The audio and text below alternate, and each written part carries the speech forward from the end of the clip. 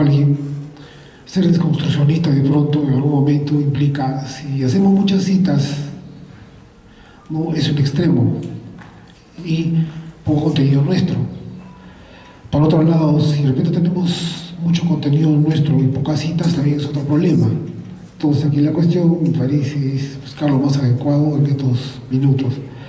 Ayer en la conferencia estuve aquí, la doctora Arrieta y otros colegas estuvieron exponiendo acerca del problema de las humanidades. El día de nuestra facultad también, el discurso de orden que se dio ahí en la ceremonia, se escuchó y se dijo, ¿no?, de que las humanidades casi eran todo excepto las ciencias formales como la lógica, la matemática, ¿no? Y bueno, campos como esos que no se podrían llamar humanidades.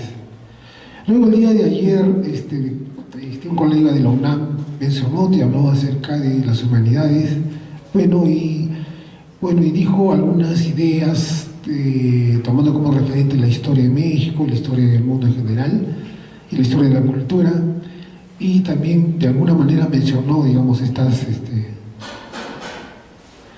algunas ideas acerca de lo que implican las humanidades, campo de las letras, campo del arte, campo de la filosofía, ¿no?, y cosas de ese tipo. Lo otro, el doctor Valdivia también estuvo acá. Él mencionó que las humanidades, había un problema en las humanidades en nuestro país, y ese problema nacía del problema educativo, y que la educación en el Perú se había quedado en la época medieval, y eso tiene razón. Y él decía, debemos despejarnos, debemos arrancarnos de esa concepción medieval de la educación en nuestro país, de ese conservadurismo que existe hasta el día de hoy, dominado por la Iglesia Católica. Yo creo que tiene mucha razón el colega, pero en lo que respecta a las humanidades también nos hemos quedado en que se definen o se puede más o menos configurar como relacionados con la cultura en general, con el saber, con la producción artística y situaciones de ese tipo. Entonces aquí, en mi caso, lo voy a hacer lo más dinámico posible y voy a empezar por justamente el problema fundamental de las humanidades. Recordemos, y no sé si todos, pero algunos colegas que hemos estado aquí en San Agustín como alumnos, y sobre todo yo que estuve en filosofía en la escuela, mis profesores me enseñaron de que el viejo problema y eterno problema fundamental de la filosofía era pues materia-conciencia. Si la materia determinaba la conciencia, era materialista. Si la conciencia determinaba a la materia, era idealista.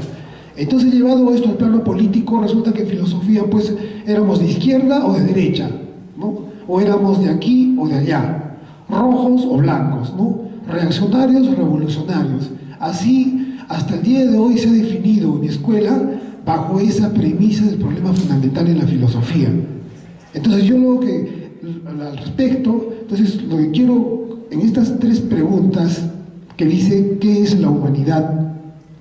En la primera, en la segunda, ¿qué son las humanidades? Y la tercera, ¿qué es el humanismo? Entonces ahí yo solamente la idea básica es de que la humanidad tiene una praxis que viene de un largo proceso evolutivo de millones de años, y que eso se ha traducido justamente en un problema continuo entre educación y producción. El ser humano siempre se ha educado. La educación no es sinónimo de universidad. La educación es un término o una categoría que implica que el ser humano ha transmitido valores, conocimientos, intuiciones, instintos de supervivencia a las nuevas generaciones para poder justamente supervivir. Esa praxis evolutiva, esa praxística, justamente ha hecho que la educación y la producción siempre hayan venido de la mano. Y como dijo el gran Carlos Marx, aquí el problema pues prácticamente es lo mismo, ¿no? Base superestructura, base económica que vendría a ser, o base material la producción, y la superestructura que vendría a ser en general la educación. Entonces, en ese sentido, educación y producción, no podemos hablar de ciencias de la producción ni ciencias de la educación. Y queremos que cuando hacemos academicismo en la universidad, cuando mencionamos el término científico, arte científico, entonces, estamos en el nivel más alto de lo académico, pero eso es una falsedad.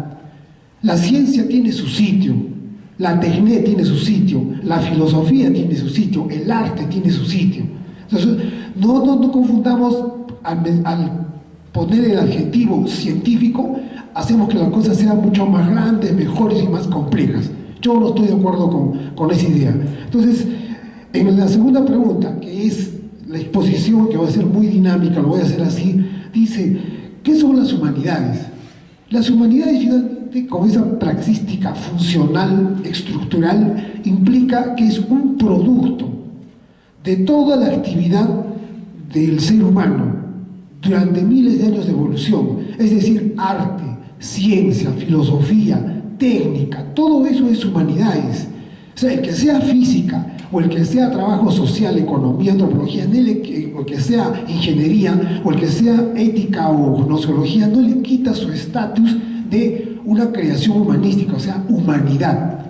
Y más que todo, sobre todo hasta el día de hoy, considero que la filosofía y un poco más allá, el arte en general, en todas sus expresiones, actualmente, ¿no? Literatura, cine, música, plástica, son las más grandes expresiones de las humanidades hasta el día de hoy. Y en ese sentido, considero que entonces el ser humano se ha partido en dos, en una contradicción. Ha sido racional por un lado, y por otro lado ha sido irracional. Por un lado ha sido subjetivo, por otro lado ha sido objetivo. Y cuando los griegos fundan la sociedad griega, mejor dicho, con ellos empieza la filosofía, entonces ellos se trazaron el objetivo supremo de buscar y encontrar la verdad. Y se olvidaron de los demás valores, los valores estéticos, los valores morales. Con eso no digo que no hubieron esos valores, simplemente que dejaron de lado ese estilo de pensamiento, ese estilo de racionalidad predominó desde hace más o menos unos 2.600 años atrás hasta el día de hoy, pasando por la sociedad medieval, que tuvo una duración de 1000 años. Entonces, en ese sentido, esa contradicción entre racionalidad e irracionalidad nos toca en la universidad. Es decir, en la universidad ser racional es ser académico, en la universidad ser irracional es ser ideólogo, ideológico. Eso implica. Entonces, el alumno no puede ser totalmente académico, olvidarse de los problemas reales de nuestra vida, de toda la política peruana con respecto a la universidad y todo lo que nosotros sabemos que pasa en el mundo. No podemos olvidarnos que lo académico nos haga olvidar de los problemas reales del ser humano. Pero también, entonces significa que el ideológico es necesario en el estudiante universitario, en el docente, en el administrativo, llevarlo de buena mano, pero considerando que lo académico es fundamental. La investigación sobre todo es el eje de giro. Eso va entonces para las artes en general, para la filosofía, para la ciencia y la técnica, como verlos dentro de un momento. Finalmente, la tercera pregunta, ¿qué es el humanismo? Entonces hemos hablado de humanismo, sobre todo de renacimiento. Ayer la doctora Teresa lo mencionó y varios colegas hasta la saciedad han mencionado este término, pero para mí particularmente considero que el humanismo es esa praxis teleológica, o sea, esa praxis de buscar una finalidad y un orden a nuestra existencia. Y en esa búsqueda de orden es que básicamente el ser humano o es individual o es colectivo. Son dos cosas. ¿Qué predomina más en el humano? ¿Ser egoísta o ser altruista? ¿No? En términos morales y éticos. Esa gran pregunta nos ha llevado justamente hasta el día de hoy una lucha histórica entre lo que es el liberalismo y socialismo bajo otras formas, individualismo, colectivismo. Y si lo vamos con las utopías, comunismo versus capitalismo. Y con eso estamos mencionando de que no es la parte que yo voy a tocar, simplemente acabo acá en esta parte la parte del humanismo, que ni el liberalismo ni el socialismo son formas, digamos, de orden que impone el hombre. Ninguna es mejor que la otra. Lo que es dañino, lo que es letal, es el uso que se le da a estas formas de vivencia y convivencia del ser humano. Es como la energía atómica, ¿no? Si lo usamos mal, entonces producimos bombas atómicas y producimos armas letales para arrasar con el mundo. Pero si usáramos esa energía atómica positivamente, haríamos muchísimas cosas a favor de la humanidad. Entonces, en ese sentido, de quien habla, y la propuesta también, como dijo acá el doctor Julián, la presentó ya en la estatutaria, yo también lo hice. Para mí, entonces, la universidad debería regirse, el gobierno universitario, bajo criterios liberales y también tener un sentido socialista. Yo creo que ese es el reto de buscar cómo se puede trabajar, ¿no? O trabajar esos mecanismos para lograr, aquí por lo menos en la universidad, algo diferente. Lo siguiente, por favor. Bien, entonces el problema fundamental de las humanidades es racionalidad versus irracionalidad. En términos psicológicos estaríamos hablando de objetividad versus subjetividad.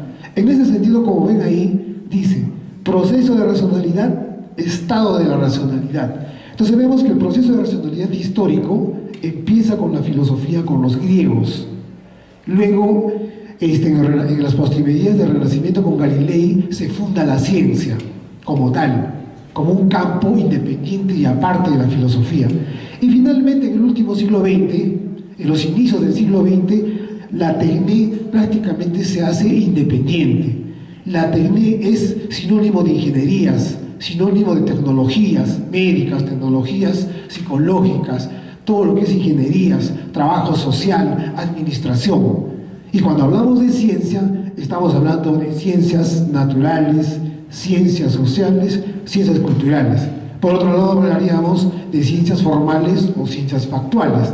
Y en el caso de la filosofía, tendríamos que hablar de filosofía de la naturaleza, filosofía de la sociedad, filosofía de la cultura, ¿no? En términos generales, aparte de esas disciplinas que nosotros conocemos como la ontología, la estética, la nosologia, la ética, antropología filosófica, etcétera, etcétera.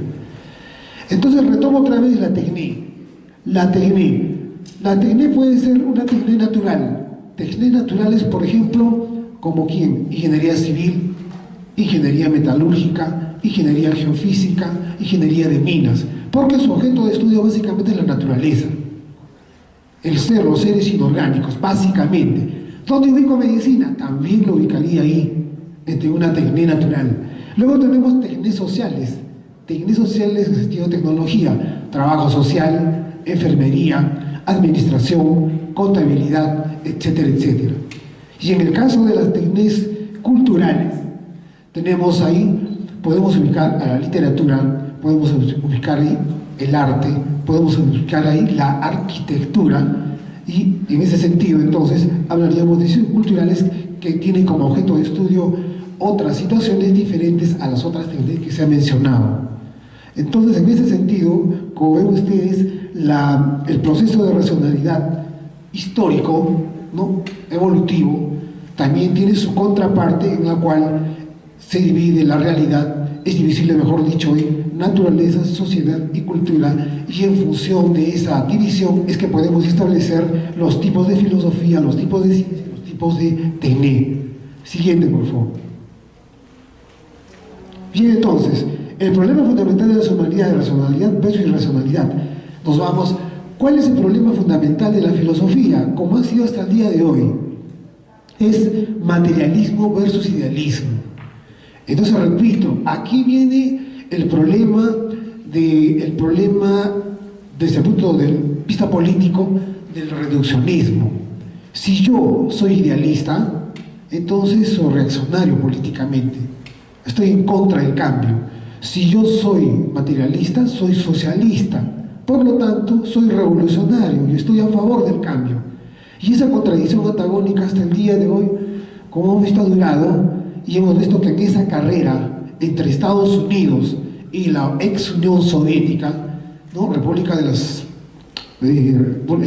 de las Repúblicas Socialistas Soviéticas, que ya feneció, como lo sabemos. Entonces, en esa carrera entre socialismo y liberalismo, neoliberalismo, Estados Unidos ha ganado, de tal manera que el día de hoy esa carrera imperial que empezó a partir de Lenin en 1900, a partir de la muerte de Lenin más o menos en 1924-25, empieza entonces una carrera imperial en la cual Estados Unidos sale ganando y la Unión Soviética hoy en día desapareció. Entonces, en esa coyuntura es que hablamos de materialismo versus idealismo, en que lo llevamos al campo de la religión y vemos pues que el materialista es ateo y el idealista es creyente. Y en esa situación, entonces el materialista dice, ver, Dios no existe, y le dice al idealista, demuéstrame que Dios existe. ¿no? Y no le puede demostrar. El idealista también dice al materialista: a ver, tú demuéstrame que Dios existe, tampoco lo va a hacer. Y es una eterna discusión y una eterna lucha que ha habido hasta el día de hoy. Siguiente problema fundamental de la ciencia. Ahí, como ven ustedes, hay un problema que nosotros lo hemos puesto como demarcacionismo versus el diversificacionismo. El demarcacionismo aparece fuertemente con Karl Popper. Él es un filósofo austriaco que formó parte del Círculo de Viena, y él, justamente por los años de la Guerra Fría, después de la Guerra Mundial, en esos años donde se dio la Guerra Fría entre Estados Unidos y la Unión Soviética, él hizo defensa de la ciencia neopositivista y consideraba que Karl Marx, la ciencia marxista era pseudociencia.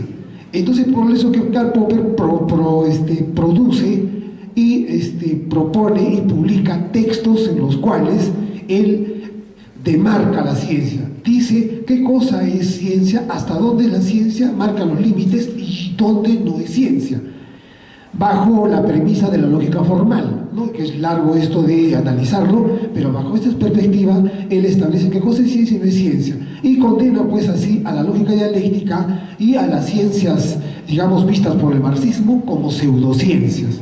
Entonces, en ese sentido, la lucha fue grande hasta que, como ya dijimos, la carrera imperial entre Estados Unidos y la Unión Soviética prácticamente desapareció, y esa lucha ya no se vio, ya no se habla de ciencia. ¿Por qué? Porque la Unión Soviética ya no está el enemigo, ahora solamente hay un solo país, un solo imperio que gobierna y en estos momentos determina, ¿no?, todos los poderes y los niveles, ¿no?, en el mundo entero, en estos momentos en nuestro planeta.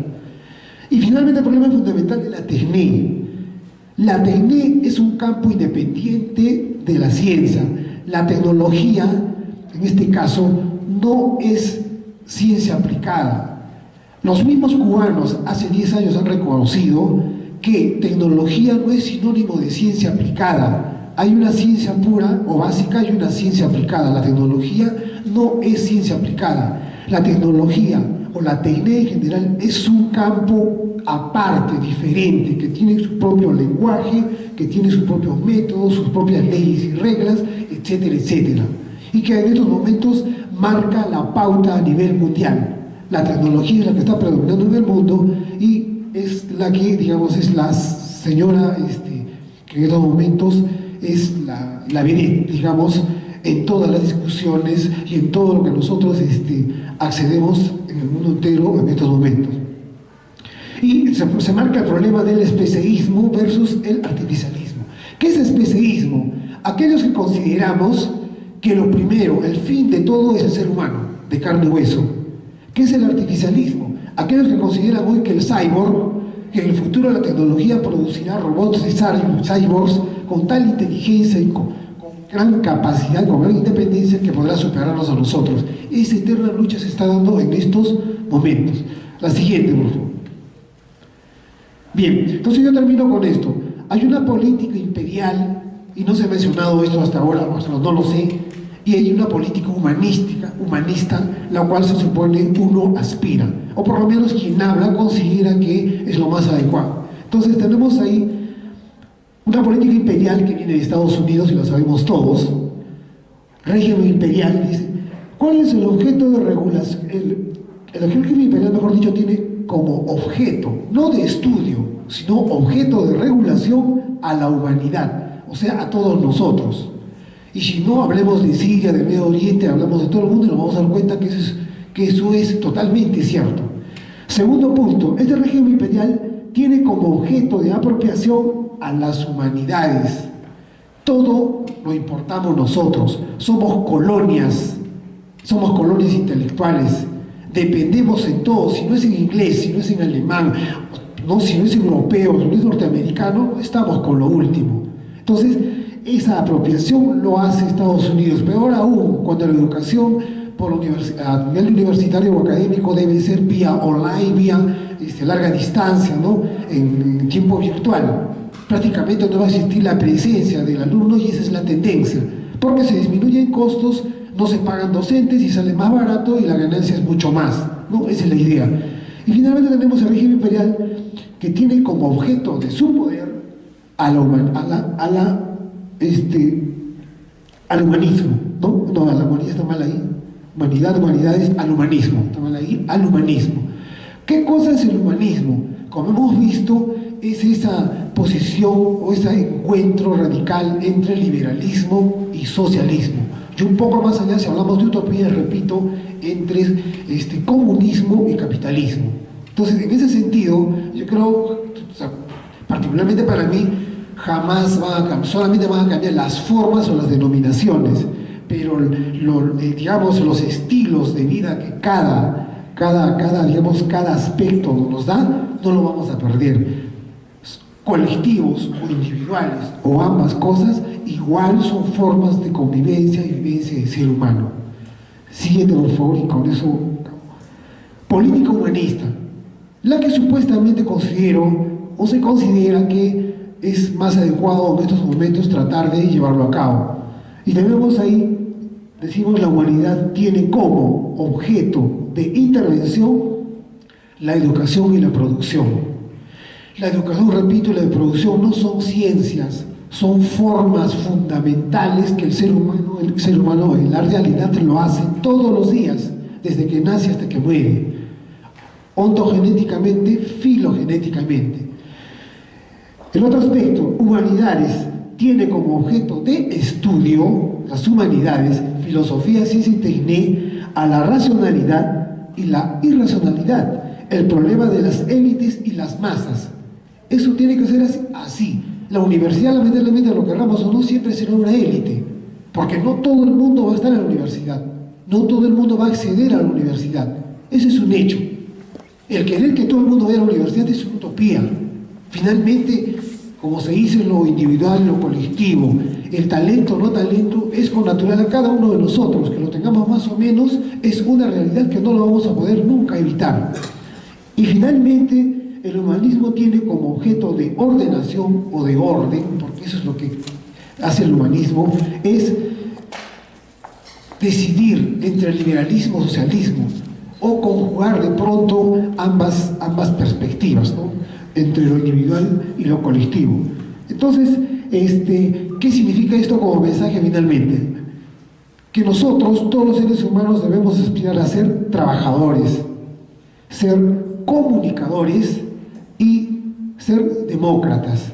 Y la democracia, en los sentidos en que están ahí, son tres, creo, objetivos básicos y fundamentales, ¿no? Y ¿qué les digo yo? De largo alcance, que nos van a permitir vivir en una sociedad, en una cultura, en una naturaleza mejor. Gracias.